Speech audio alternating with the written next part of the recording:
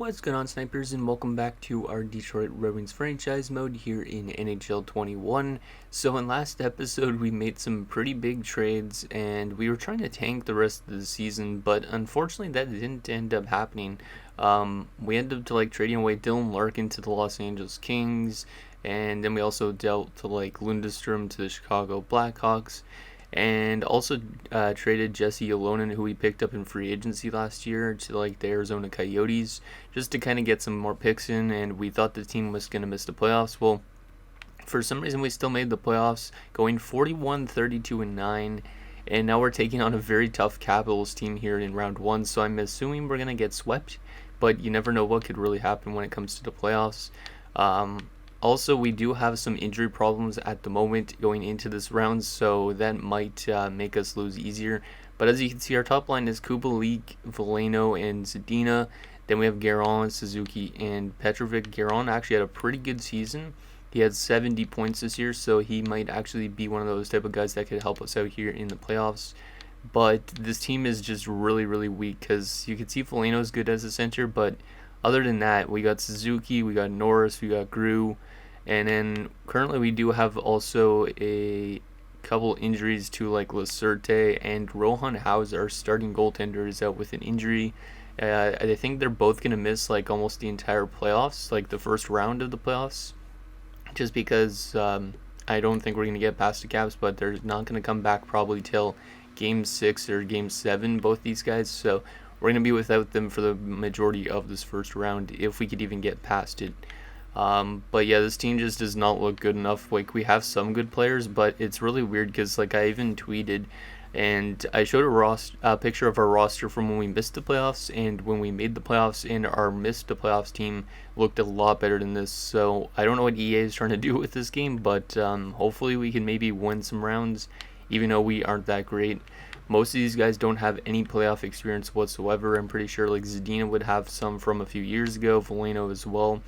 Kubalik has some, but people like Petrovic, Suzuki, Guerin, Melanson, Norris, I think none of these guys have any have never played a playoff game. Wall, I think, has, Wallinder has, but everybody else on this defense, Drew Doughty definitely has experience, but he was brought in that Dylan Larkin deal more as just a depth defender, but he's gonna get the play in the lineup for now.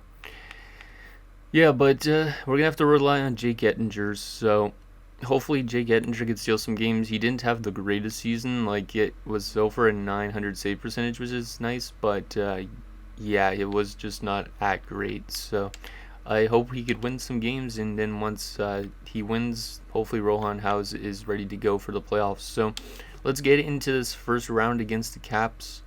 Actually, I should show you guys quickly what they look like during the season in terms of the standings, just so I can show you guys a direct kind of comparison, because I meant to do this every time we play in the playoffs, but I sometimes forget. So as you can see, they had 112 points. By comparison, we had 91. We had 41 wins, they had 54 wins. They scored 291 goals for, we scored 238. Yikes. Almost a 60 goal differential, so they're way better offensively than us. We're worse by a long shot. They also allowed 2.74 goals per game. We allowed 2.98, so we allowed around 19 more goals this season. So once again, we're worse defensively than them. Our power play percentage is 17%, while their power play percentage is 21.4, so they're way better on the power play. And penalty kill wise, they had 81.4. Our penalty kill was 81.6. So we only beat them in the penalty kill by 0.2%, but everything else is in the Caps' favor. So I think we're going to get swept. If we even win one game of this series, I'll be kind of surprised. But I think this is a good learning opportunity for the kids because they definitely need it.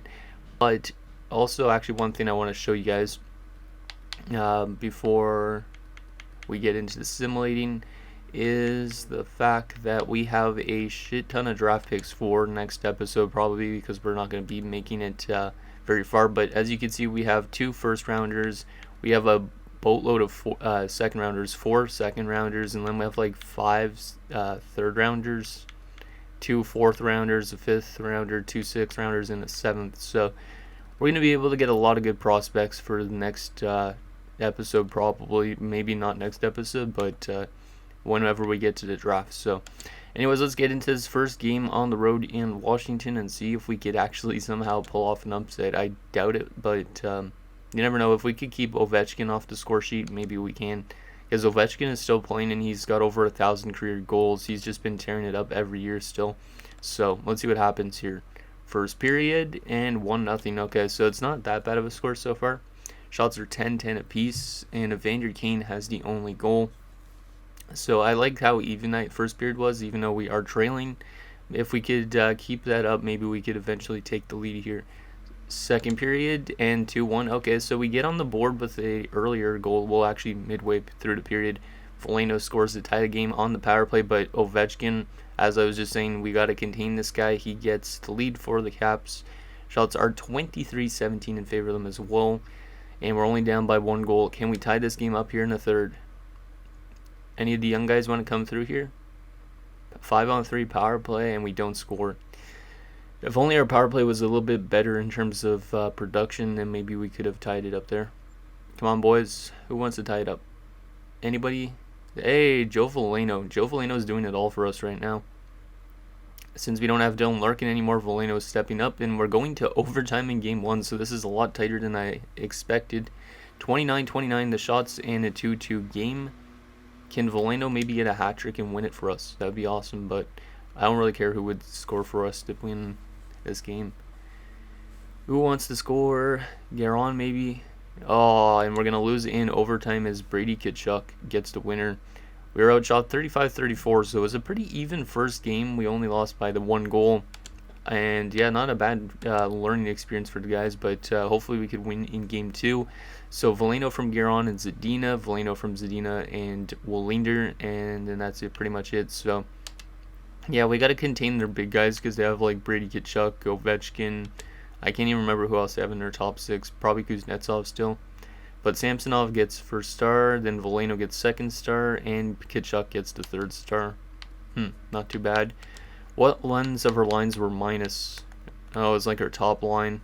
Our second line. Yeah, it was our second line, I think. It's hard to remember which is on which line, but yeah, Garon was a -2 that game. Anybody take too much penalty minutes? Wallinder had a 5-minute penalty, Did he fight or did he get ejected? I wonder. He might have had a fight, but if he didn't have a fight, then he might have got ejected.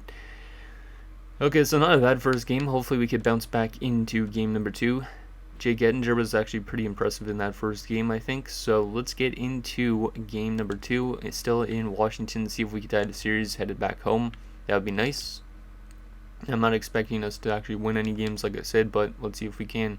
First period, and 1-0 then again. So just like last game, Matt Duchesne this time opening the scoring. He's one of those guys I think that's on their top 6, maybe their third line. They're outshooting us 11-5, so that's not a good opening period by comparison to the last game, because the last game was 10-10. Second period, 2-1 them. Okay, so it's literally the exact same thing as last game so far. Literally, like, Wallinder ties the game up at 1 apiece, but then Ovechkin gets a power play goal to give them the lead. So literally, Ovechkin's gotten them the lead 2 times in the last 2 games. We're being outshot 22-17, so it's a bit closer than it was in the first. Can we tie this up here in the third just like last game and bring it to overtime? Power play? Nope. Power play again. Come on, boys. We don't score, and Kuznetsov deals the dagger probably. 3-1 Caps, not good. I knew this team wasn't going to do good in the playoffs, but we're going to be going down 0-2 headed back home. I might make some line changes to try and get us to maybe have a better outcome when we lose 4-1 as Kuznetsov gets an empty netter. Not a very good game for us, but I think Jake Ettinger played okay. Wallinder gets our only goal from Norris and Kravtsov. What lines were minus in this game again? Oh, that second defensive pairing, Biggs -3. I know he's an offensive defenseman, but still. 3 stars, Duchesne, Kuznetsov, and Samsonov. We have to find a way to beat Samsonov. Samsonov seems to be on a roll to start off with, and Declan Chisholm's been injured. We don't even have a depth defender, though. Because our, we already have a depth defender in, or both depth defenders, and I'm pretty sure. Who do we have to use? We have to use whoever's better defensively, which is probably going to be Chase Pearson, I would assume. Why is it bringing that up? I don't like that. 81 defensive awareness, not that great. 81. I think I'll give the opportunity to Laddie. Why not? But still, that just screws up our defensive core a bit. It might make us even worse. Let's move Doughty up. No, that's not going to do anything. Okay, offensively, though, what do we want to do? Why does it have to do that? It's so annoying.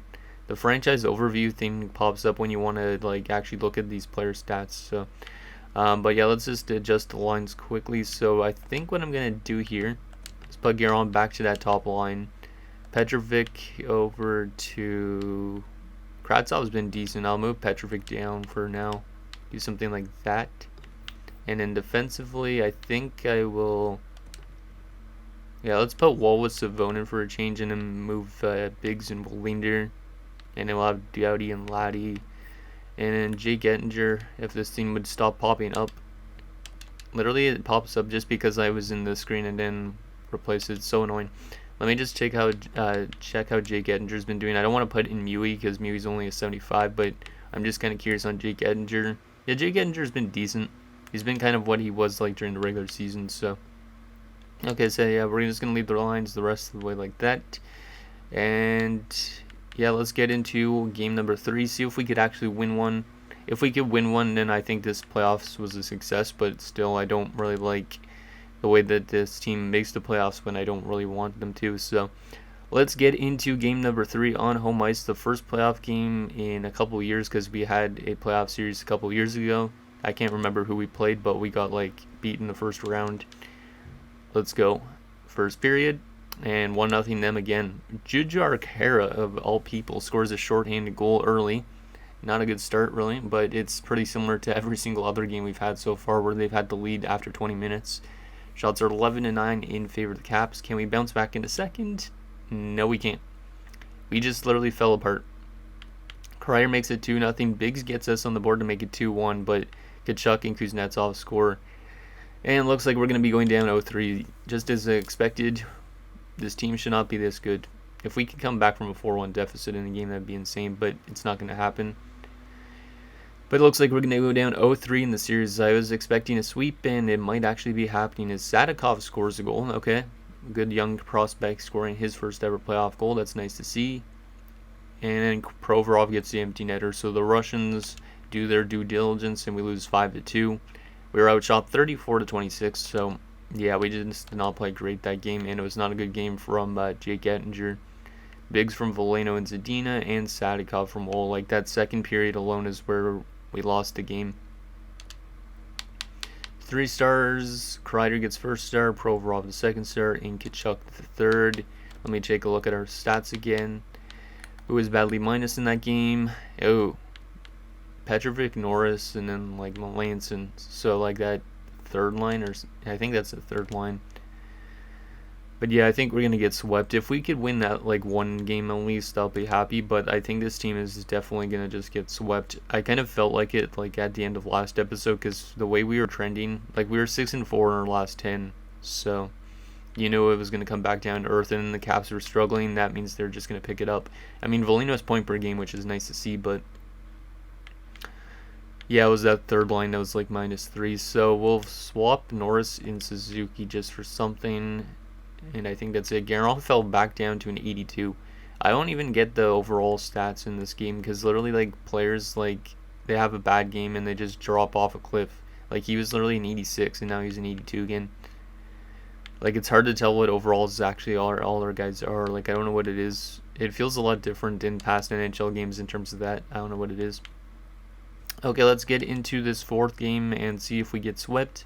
And then if we do get swept, we'll take a look at our player stats and then find out the final awards for the season and also sim up to the draft so you guys can see who we have for picks and stuff. So let's get into this fourth game on home ice, see if we could win one or not.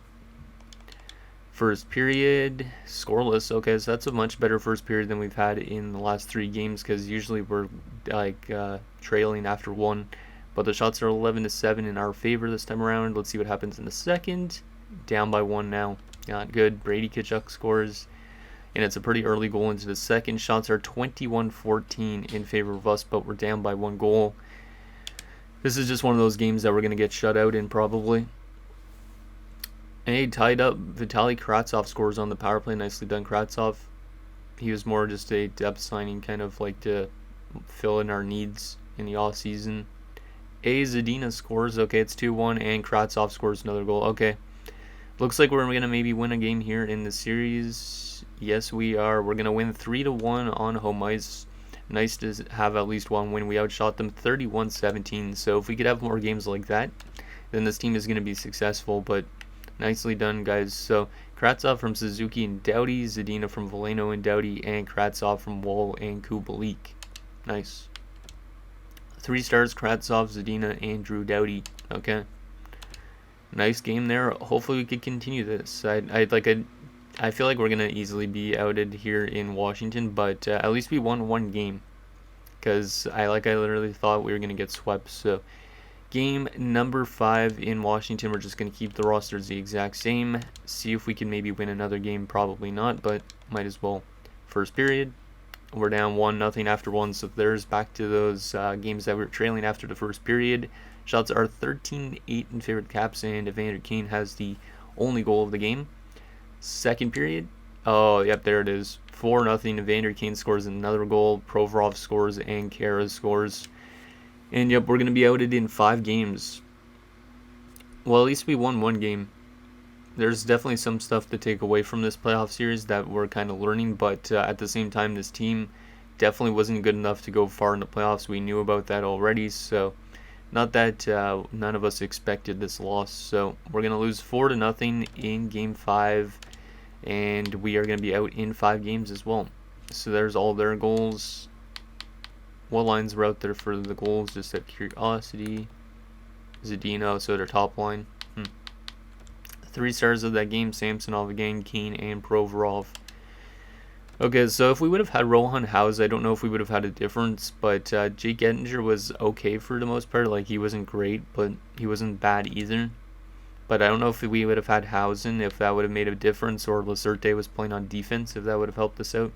But yeah, anyways, we lose in 5 games. Let's take a look at our player stats, and then we will sim to the awards, find out who wins the Stanley Cup, and then we'll also take a look at like the draft class, or yeah, the draft results and stuff like that, just because I am kind of curious on where we're going to be drafting for the next episode, and I can show you guys like the draft class, like I was just saying, for next episode, so you guys could give me some suggestions on who to go after. So we have Veleno and Zadina, Kravtsov are playing pretty good, but everybody else was not playing super good. Plus minus wise, Petrovic was a -7. Yikes. We just brought this guy in the Dylan Larkin deal. He had a pretty good season, but he doesn't seem to be that great defensively, which is kind of problematic, but hopefully he's more of a top 6 forward next year, because him, Suzuki, Biggs were really badly minus. Same with like Doughty and Melanson. And then goalie wise, yeah, Jake Ettinger kind of fell off afterwards. Like, he had a good start, but he kind of fell off in the last 2 games. Or last 3 games, I think. 2.93 goals against, but an 898 save percentage. If only Rohan House would have been able to play, I wonder what he would have been like. So there is the stats for the playoffs.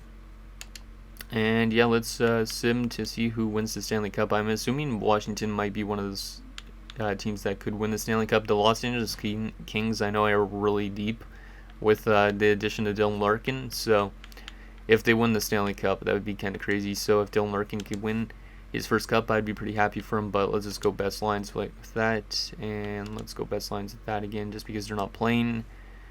And oh yeah, we have to send somebody down since Josh Norris is back, which means we're going to have to send down... Oh, they all go through waivers. Let's send Chase Pearson down. Yep, there you go. But yeah, let's see what happens. Our AHL team looks like they're still playing, which is good. I don't know if they'll win, but Tuppurainen was out for an injury, but they still seem to be... Oh no, he wasn't out for an injury. But yeah, next year we might have Larson and Tuppurainen back in the NHL, which means we have to maybe make some more defensive moves, like move out Wallinder. But yeah, like there is some good prospects like Jenner that might make the jump next season.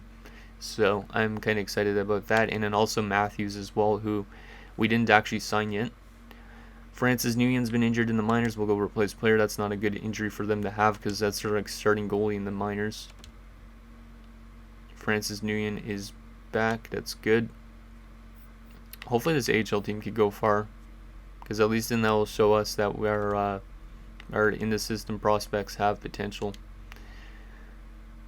And it looks like they're going maybe to the finals. Hey, the Vancouver Canucks are going to win the Stanley Cup. Offers, I'm going to go back to Detroit, obviously, because I'm not leaving Detroit, even though we haven't won yet.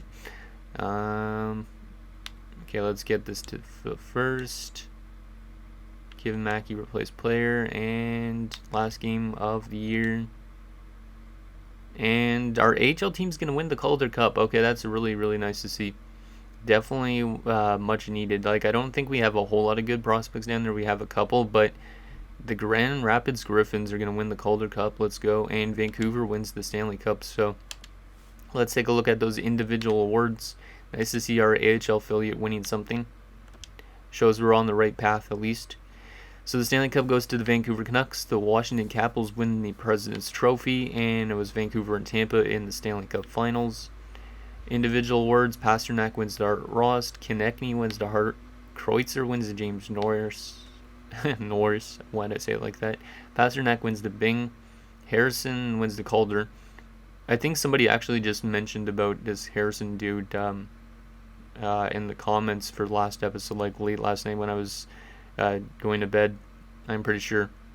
Maybe we'll eventually trade for this guy or find this guy sometime, but I don't know for sure. Elias Peterson wins the Conn Smythe. Carter Hart wins the Vezina again. Georgiev wins the Jennings. Justin Hull wins the Masterton. This Johansson guy wins the Adams. McDavid wins the Selke. Konechny the Lindsay. And Eichel the Maurice Richard. And then in terms of the AHL, any awards for us, we probably have at least one.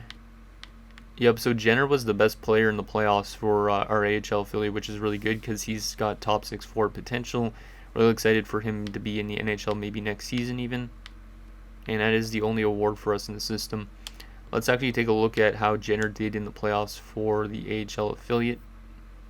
So during the regular season, though, let's go to, is he a right winger? No, he's a left winger, right? No, he's a center. Wait, where is he? Oh, they must have moved him already back up to our NHL club for some reason. I hate when the game does that. Did he?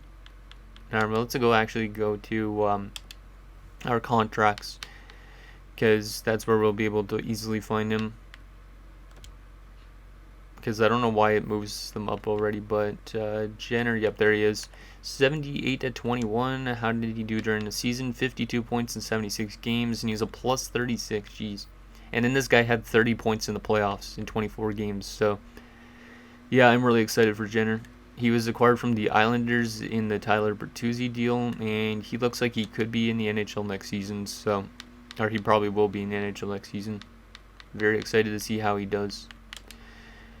Okay, so now that we've seen the awards, I didn't want to do that. So let's advance to the draft. So we are going to have to see the retirements and stuff as well. So this episode might be a tiny bit longer than normal, but oh well.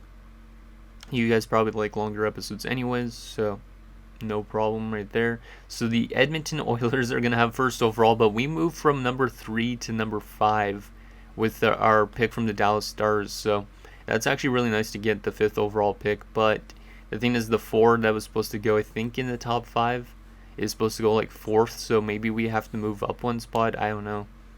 But we do have a top 5 pick. I didn't even realize that Dallas pick was that high of a pick, but that is really nice. Because I didn't really expect that pick to become anything huge for us, but it could end up being somebody decent. Probably an elite player for sure, at least. So retirements: Alex Ovechkin retires just after we lost to him. Crosby retires. Kopitar, some other big name guys. Matt Duchene, a lot of Washington Capitals players actually. Former player Jonathan Toews retires. Interesting. And Drew Doughty retires for us. So we brought him in for 1 year. He was actually pretty decent. And yeah, it's good that he retires because I wasn't going to re-sign him anyways. Let's go to our roster though, just to see if there was anybody else. Nope, Drew Doughty was the only one. Not too bad of a player. 12 points in 22 games for us. And then yeah, he kind of sucked in the playoffs a bit. And goalie-wise, any goalies for us? Nope. Let's go to goalies for the entire league just to see if there's any big names. Tuukka Rask, Holtby, Bishop, and then the rest are like backups and AHL goalies. Okay. And Drew Doughty is now a coach. I don't really want to sign him as a coach, to be honest, though, because he's probably really bad in his defensive coaching. Kopitar is also a coach, and Victor Hedman. And then in terms of coach retirements, we did not lose anybody, just good. And I don't think I'm going to re-sign Drew Doughty as a coach or anything, so I'm going to go okay. And do we want to do draft interviews? Maybe. Let's see. Yeah, we're not sure on this defensive guy. Actually, Dingman's supposed to go number 5, so we're going to be able to get a medium elite right wing two-way forward, so yeah, that's definitely going to be probably our pick. Yeah, probably for sure. Because we don't really have a lot of good two-way forwards other than like Zadina, I think.